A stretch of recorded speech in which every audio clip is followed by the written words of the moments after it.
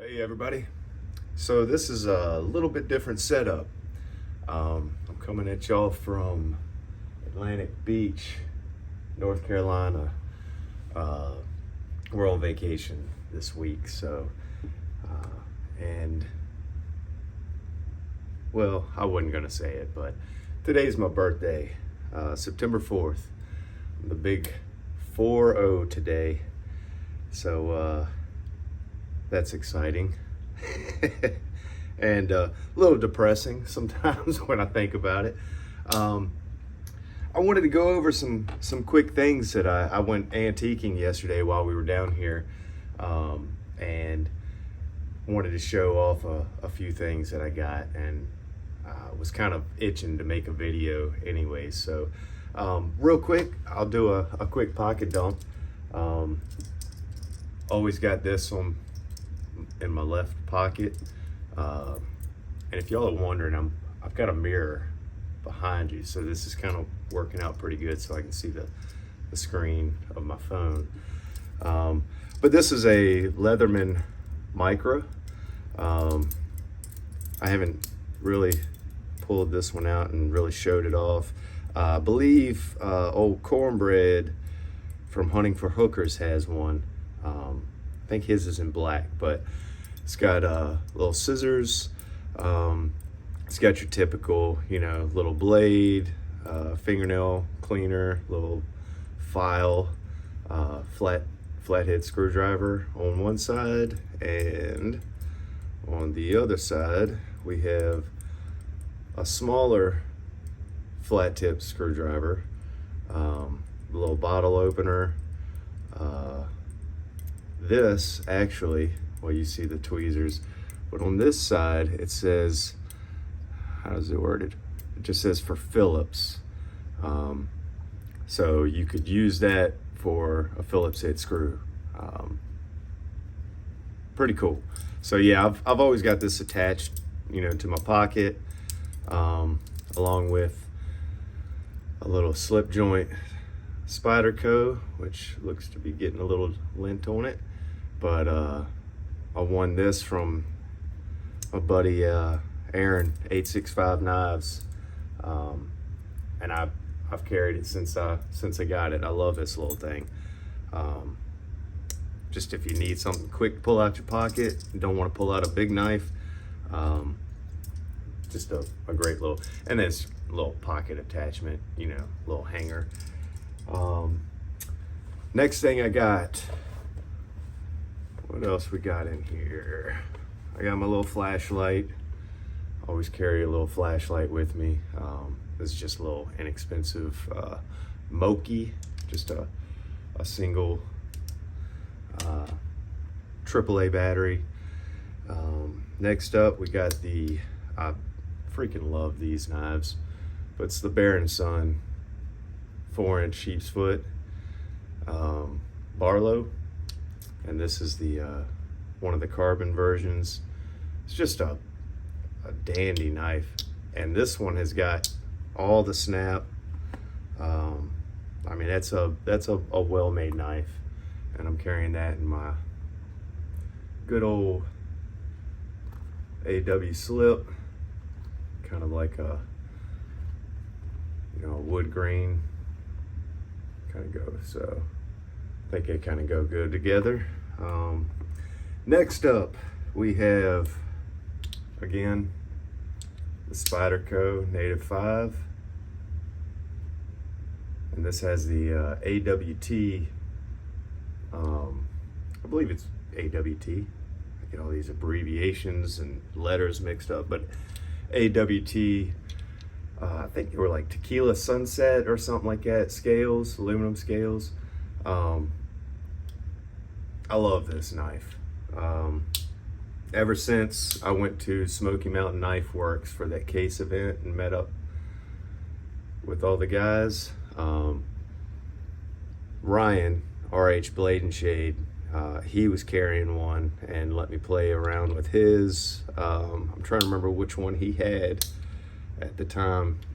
I don't think it was a Native. I really can't remember which one it was, but it had the compression lock on the back. It might have been one of the paras or paramilitary, but yeah, I just really liked it. And I mean, this one being a lock back, you could still, you know, pinch it, it drops.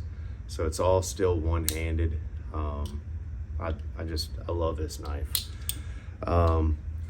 Lastly, well, not lastly, I do have a Leatherman on my pocket, on my belt.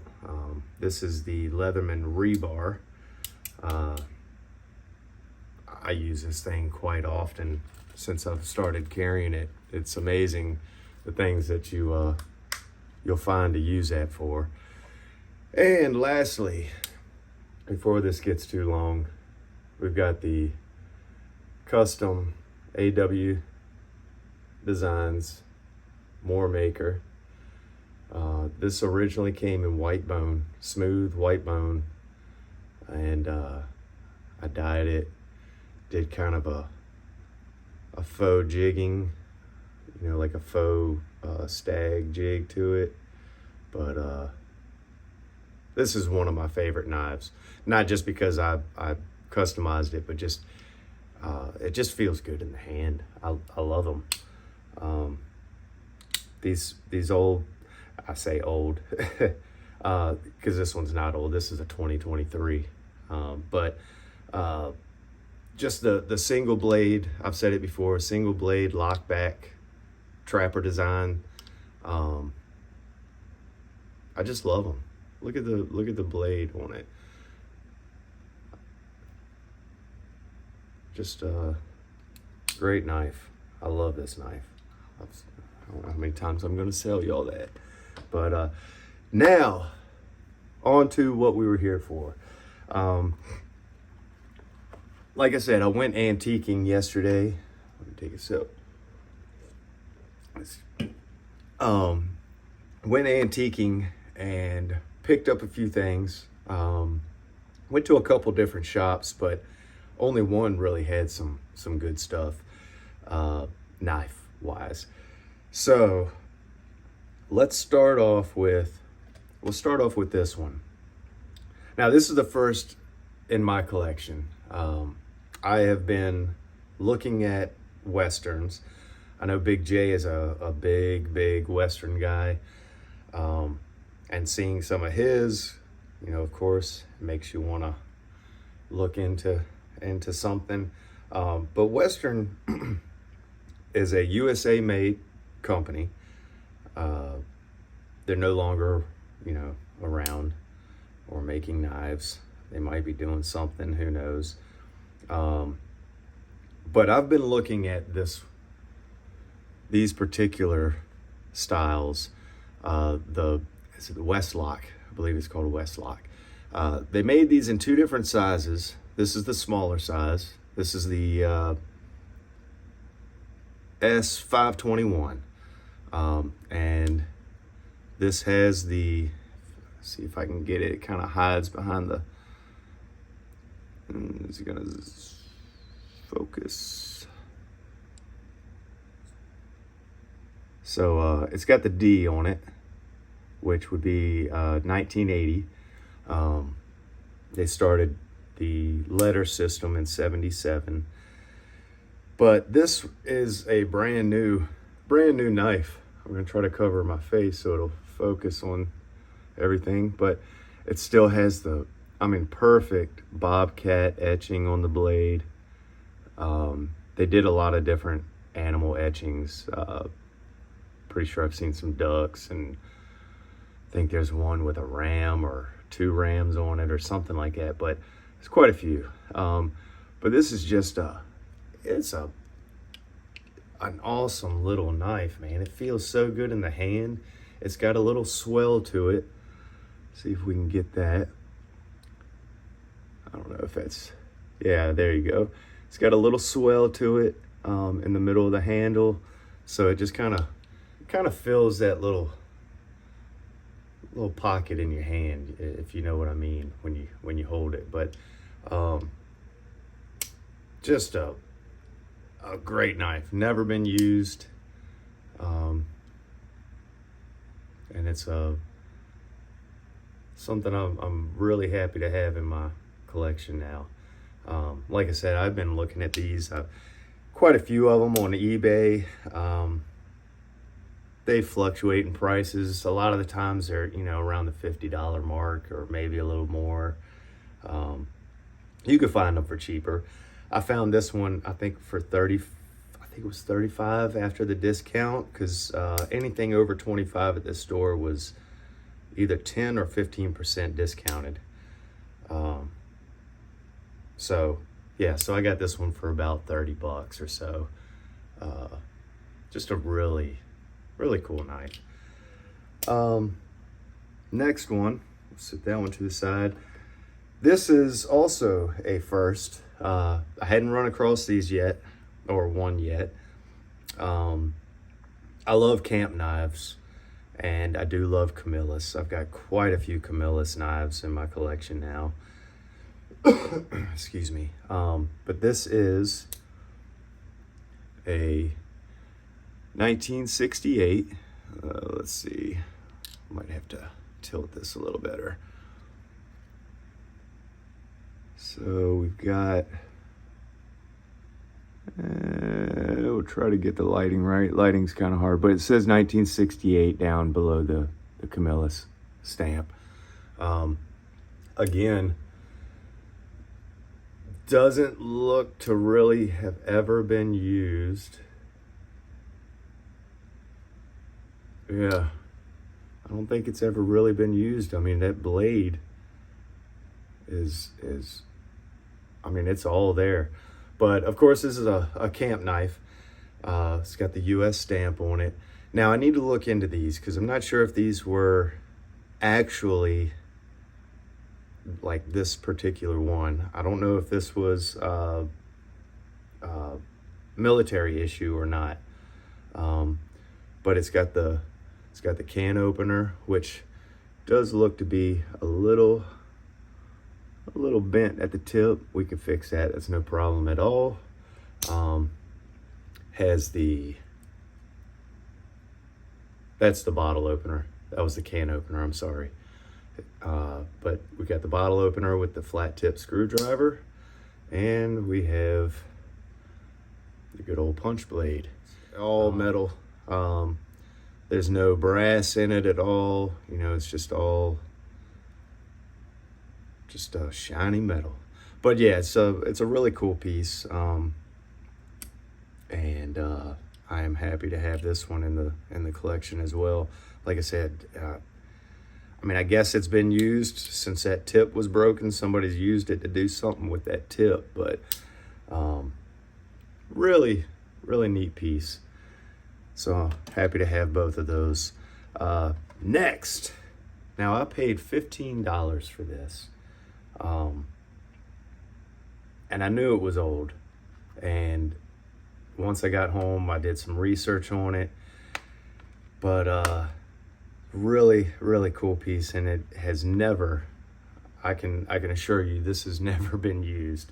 But this is a Girl Scout mess kit, complete with the sheath. It doesn't look like it's ever been worn around a belt. I mean, like I said, this looks pristine. The only bad thing is somebody signed their name. We got Sandra Brown, and I did find out who that is. The owner of the antique store. She was telling me that it was this was a good friend of hers that had passed away.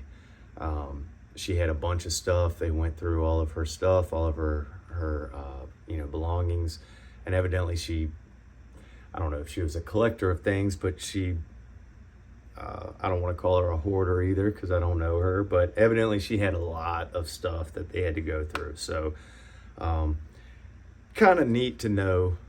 I mean, that I don't know who this is, but it's neat to know the story of where this came from and who it belonged to. But as you can see, like I said, this is a mess kit.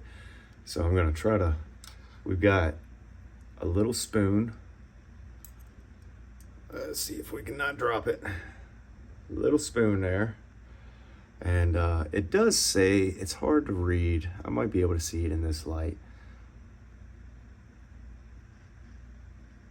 I can't read the first word, but it does say stainless steel on it. Yeah, I can't read that first word. But so comes with a little spoon. That's cool. We'll slide that back in. Next, we've got a little fork, a little wire fork. You know, like I think they call them like wire knives. I'm not sure on that, but really cool. I mean, this thing's got some snap to it too, man. Half stops, which is awesome. And this, well, we'll save that for later. Hang on. Sit that down. Lastly, it has a little knife in it with a bottle opener. And this blade is perfect. It has never been used. I mean, it's still got an edge on it. I'm gonna clean it up a little bit, but again, these are pristine pieces. And I'm gonna try to get this on camera with my lighting. I'm gonna put that there and then I'll read it because I can't read backwards through a mirror. So if we see that, this says stainless steel, but then it says Geo-Schrade Knife Company, patented 12742, and it's I think it was Bridgeport, Connecticut, is what the abbreviations are. So we'll hold it back up there again. Let's see if we can get it in there. Hopefully you can see that. So it's 12742. So this is a 1942 piece, which is really cool. Now, not only is that cool, but doing all the research that I did last night on this, here's the fork. We're going to show the Tang stamp on that one. That one kind of seems to be showing through a little bit better almost. Notice the date. So the date says 1/72/42. Now that was a I don't want to say a misprint, but a misstamp. Come to find out, when these were first made, the stamping was wrong and they had the 7 and the 2 mixed up. So this is one of the very early pieces, this fork in particular. Very early piece compared to the knife. I'll try to get both of them in there. I'm trying not to bump my stand. So yeah, so the fork on this side, that says 1/72/42, and the knife on this side says 1/27/42. So they had fixed it by the time this knife was made. Another thing that they changed was the stamping of the state. They actually, for Connecticut, in the early stampings, it said CONN for Connecticut, whereas on the knife, they changed it to CT. So that was another change that they made a little later on. So I'm not sure if these two pieces originally came in the same kit or if they were just thrown in from the factory, you know, mixed up. They just had a bunch of them, you know, and they just grabbed them and tossed them in. But yeah, just a really cool, thought that was really cool, just having such an old piece. I mean, you're talking World War II era. Just a really neat. And Geo Schrade, that's George Schrade, for anyone that didn't know. By the time that these were made, I believe George Schrade passed in 40 or 41, and his son took over and kept the Geo Schrade stamp for these. So kind of cool history lesson for you guys. I mean, history that I didn't know, and I probably wouldn't have known until I found, you know, something like this to give me an excuse to look it up. So that's what's really cool about all these old knives. You know, people ask, oh, why do you collect knives and stuff like that? And it's just, it's the history that you kind of run into with some of them. I mean, I don't know. It's, I'm not a history buff or anything like that. I didn't pay attention in school when it came to history. I mean, to an extent, but you know how it is. You're a class clown or something like that. You've got friends and you're just having fun. You're not interested in learning. But history is really cool if you take a time to you know, learn about it. And if it's if it includes something that you're actually interested in, like these knives, it just makes it even neater. I mean, for me anyways. So you know, that's a really cool piece. 1968. I mean, no, it's not the oldest piece that I own. It's not the oldest piece that I've run into. I mean, obviously this is a 42, but it's just really cool to hold something in your hand that was just made so long ago, and it's still around. You know, you could throw it in your pocket and you could use it for the rest of your life probably, you know. I mean, if you take care of it and don't abuse it. But really cool stuff, I think.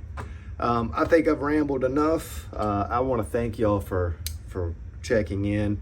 I might throw in a picture or something like that showing the view of the beach off the balcony. But hopefully y'all enjoyed this this video. Like I said, I was just kind of fiending to make a video, and I had these knives sitting here and I just want to show them off. So I think that's about it. Last thing,